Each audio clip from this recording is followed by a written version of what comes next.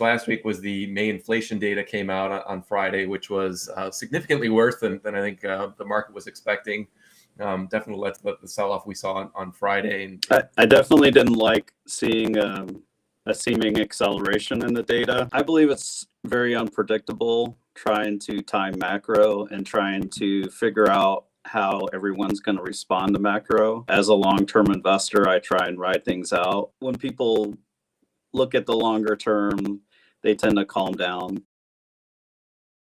We don't normally go into crypto too much. I'm just curious, what are your thoughts on crypto? Crypto's been a disappointment. I thought it would be more of an inflation hedge. The other reason that we invested originally was I felt that adoption was only going to increase, whereas no major country that I'm aware of since El Salvador has adopted it. My thesis for investing was broken, and so we had to sell at that point. I'm also just disappointed. I'm seeing just so much fraud. There's absolutely some outright fraud. There's some stuff that was just designed terribly. There's some stuff like Bitcoin, you know, I think in Ethereum are probably not going anywhere in the long run.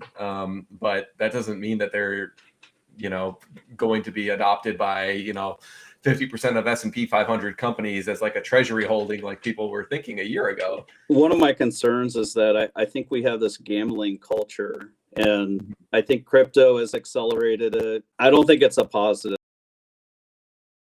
You know, Wall Street really didn't see the progress that Tesla was making. They essentially 10x the revenue. They launched some more products. They still weren't quite at profitability, but they were managing their losses, unlike some other companies we know about. Right. I think long term, Tesla is going to be undervalued for a very long time, especially if they solve autonomy. Also, especially if they figure out Tesla Bot. I think the car business is undervalued by itself, and then if Bot starts going, that'll be undervalued. And the reason why I mention all this is it's one reason why you may want to use options. It'll almost force Wall Street and the public to revalue Tesla. Yeah. Wall Street just has this history of being horrible at guessing Tesla's earnings or modeling out the forward earnings. But now it's like Tesla keeps beating my estimates, which I thought were aggressive at the time. And so it's like, all right, well, like if even the bulls have to revise upward, what does that say about, you know, the actual stock price? So thing we need to focus on is that Elon and Drew Baglino have been pounding the table that battery suppliers are going to be able to supply Tesla with twice the number of batteries this year compared to last year.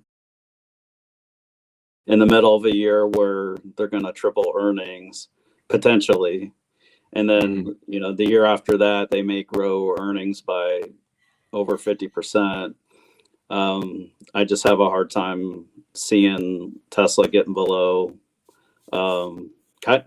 honestly, like kind of around where it is today. The markets can shock us in the short term. I think there's reason to believe that take rate will be increasing, and I also think that there's a decent probability that there'll be some recognition of deferred full self-driving revenue in Q2. Just those 4 locations, yes, maybe more buildings. Yeah, so Tesla's going to be making possibly close over 2 million Model Y. So, you know, Sexy and Cybertruck, they may need a compact by then, or the Robotaxi. But I think there's much more room to go on 3 and Y that we don't know about, either due to lower prices or just getting rid of that order backlog.